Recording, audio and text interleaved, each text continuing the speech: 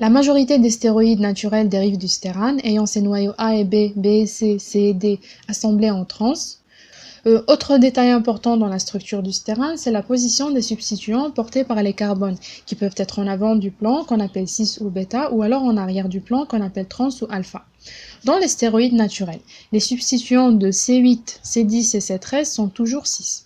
En avant du plan, c'est des C-bêta, et ceux portés par C9 et C14 sont toujours trans. En arrière du plan, c'est des C-alpha. Il n'y a qu'un seul substituant qui varie, c'est celui porté par le C5, qui est généralement un hydrogène.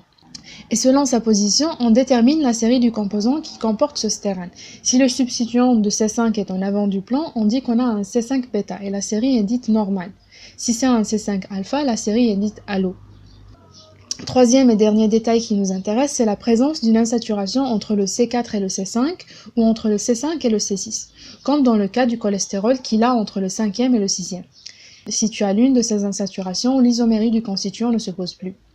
On prend un exemple de stérol animal, le plus important, c'est le cholestérol. On peut en faire un stéride en lui attachant un acide gras, en l'estérifiant en position 3, là où il y a notre alcool. Cette modification, la disparition de l'alcool qui était responsable du caractère hydrophile, va changer le caractère amphiphile du cholestérol qui devient hydrophobe. Ça affecte directement le mode de transport dans le sang. Le cholestérol à l'état libre va circuler à la surface de lipoprotéines, mais quand il est lié à un acide gras, il circule à l'intérieur des lipoprotéines en compagnie des triglycérides. Le cholestérol est un stérol, les stérols sont des stéroïdes, donc on a le droit de dire que le cholestérol est un stéroïde. Et pour le différencier des autres stéroïdes, on a recours à la réaction d'halogénation. Vu qu'il est le seul à avoir une insaturation, tous les autres en sont dépourvus, ça sera le seul qui pourra fixer une molécule d'iode. Son insaturation est située entre le 5e et le 6e carbone, et autre réaction qu'elle peut subir, il y a l'hydrogénation. Et selon l'orientation de l'hydrogène qui se colle sur le carbone d'accolement C5, on va avoir deux types de jonctions AB, qui va conduire à deux formes d'isomères, l'isomère H5-bêta appelé coprostanol, quand les deux hydrogènes des carbones d'accolement sont en 6, et l'isomère H5-alpha appelé cléstanol, quand les deux hydrogènes sont en trans. Pour le rôle du cholestérol sous forme libre, on l'a vu en cytologie, il entre dans la constitution des membranes biologiques qui sont plus ou moins rigides selon le taux de cholestérol présent et c'est le précurseur de nombreuses hormones stéroïdes, d'acide biliaire. Avant-dernière partie qu'on va aborder, celle que tu vas retrouver le plus dans les QCM, c'est les lipides complexes. Ils sont complexes parce qu'en fait, dans leur structure, on ne va pas trouver que l'alcool et les acides gras. D'autres composés vont s'y ajouter. Ils sont d'abord répartis en phospholipides, caractérisés par la présence d'un groupement phosphate, et des glycolipides, caractérisés par la présence de glucides. Après, selon la nature de l'alcool qui entre en jeu, comme on l'a fait pour les lipides simples, on va différencier trois types de phospholipides. Les glycérophospholipides avec glycérol pour alcool, sur lequel s'attachent deux acides gras par des liaisons ester au premier et deuxième carbone. Il représente l'extrémité apolaire. Le troisième carbone, quant à lui, va porter le groupement phosphate, chargé négativement au pH physiologique, auquel s'attache le groupement X, chargé également, le tout formant l'extrémité polaire du lipide. On a cette sorte de groupement. Si c'est juste un hydrogène, on va appeler le GPL acide phosphatidique. Si c'est de l'éthanolamine, éthanol plus amine, NH3+, ça sera un phosphatidyl éthanolamine, aussi appelé céphaline. Son deuxième carbone s'attache surtout à l'acide arachidonique et le DHA. Quand c'est de la choline, le lipide est un phosphatidylcholine.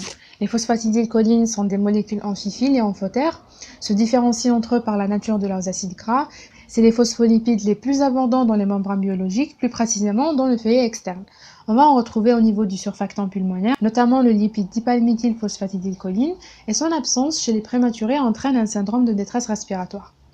Si c'est de la sérine, le lipide s'appelle phosphatidylsérine, chargé négativement, abondant dans le tissu nerveux.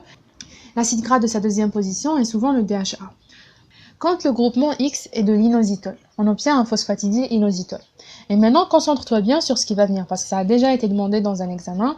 Donc ce lipide, le phosphatidylinositol, qu'on appelle aussi myoinositol, est un isomère de l'inositol.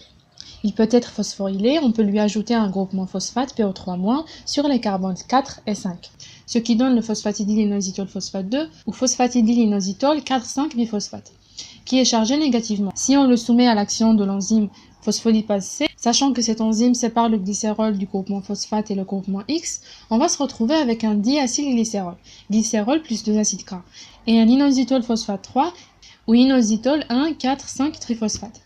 L'item se présente comme ça. À partir du PIP2, la PLC détache l'inositol 4,5-biphosphate, qui est un second messager. C'est faux, on vient de l'expliquer, il détache l'inositol phosphate 3 ou 1, 4, 5 triphosphate. Et pour ce qui est du rôle, le diglycéride et l'IP3 sont tous les deux des seconds messagers qui contribuent à activer la protéine kinase, laquelle à son tour phosphoryle d'autres molécules. Quand le groupement X, c'est un glycérol. Le glycérophospholipide est un phosphatidylglycérol, voilà à quoi ça ressemble. Et si c'est carrément un phosphatidylglycérol qui s'attache, on obtient un diphosphatidylglycérol, aussi appelé cardiolipide, parce qu'il a été isolé pour la première fois dans les mitochondries du myocarde. Concernant les enzymes qui hydrolysent ces glycérophospholipides, on va en aborder 4, la phospholipase A1, A2, C et D. La phospholipase A1 découpe l'acide gras porté par le premier carbone du glycérol en libérant un 1 lysophospholipide. La phospholipase A2 découpe le deuxième acide gras en libérant un 2 lysophospholipide. Et ces lysophospholipides 1 et 2 présentes dans les venins de serpents et d'abeilles ont un effet détergent. Elles provoquent l'hémolyse des hématies. La phospholipase C sépare le groupement X et le phosphatidate du diglycéride. La phospholipase D découpe seulement le groupement X. La deuxième catégorie, c'est les plasmalogènes avec glycérol aussi pour alcool, mais cette fois son premier carbone ne porte pas d'acide gras mais un aldéhyde gras qui est attaché par une liaison éther. Ce détail, je l'ai déjà rencontré dans un QCM. Une liaison éther est différente d'une liaison ester, elle est non hydrolysable par la phospholipase 1. Les groupements les plus fréquents sont l'éthanolamine et la choline, alors que chez les glycérophospholipides, il n'y a pas un groupement qu'on retrouve plus que l'autre. Si l'aldéhyde gras est saturé et que l'acide gras de la deuxième position est remplacé par l'acétate, le lipide est toujours un plasmalogène et il sera appelé PAF pour Platelet Aggregating Factor. C'est un facteur d'agrégation des plaquettes sanguines. Troisième catégorie de phospholipides qu'on va aborder, les sphingomyélines. Cette fois, l'alcool est la sphingosine, un dialcool aminé à 18 atomes de carbone qui va s'attacher par sa fonction amine à un acide gras par une liaison amide, pour en faire un céramide ou acylsphingosine. Et on peut obtenir une sphingomyéline quand ce céramide se lie à un résidu phosphorylcholine par la fonction alcool primaire de sa sphingosine. À la place de la choline, il peut y avoir de l'éthanolamine, mais dans les tissus animaux, seul le dérivé de la choline a été trouvé. Les sphingomyélines sont des molécules amphiphiles et amphotères particulièrement abondantes dans les membranes du tissu nerveux où on rencontre des acides gras à longue chaîne carbonée tels que l'acide stéarique et de nouveaux acides gras qu'on n'a pas encore abordés jusque-là. Donc il y en a l'acide bénéique C22, l'acide lignocérique C24, l'acide nervonique C24,1 delta 15, l'acide cérébronique C24 hydroxylé sur le C2.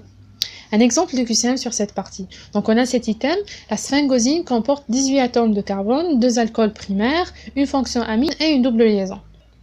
18 atomes de carbone, oui, 2 alcools primaires, non, on le voit bien sur la structure, l'une d'elles est primaire, l'autre secondaire. Une fonction amine, oui, c'est la seule qui peut porter un acide gras après amidification. Une double liaison, oui, donc le QCM est faux. Un autre item, la partie apolaire des sphingolipides comprend 2 acides gras. L'acide gras représente effectivement la partie apolaire des sphingolipides, mais la sphingosine ne peut en porter qu'un seul, donc le QCM est faux. On en a fini avec les phospholipides, maintenant on va s'occuper des glycolipides, subdivisés en glycosphingolipides.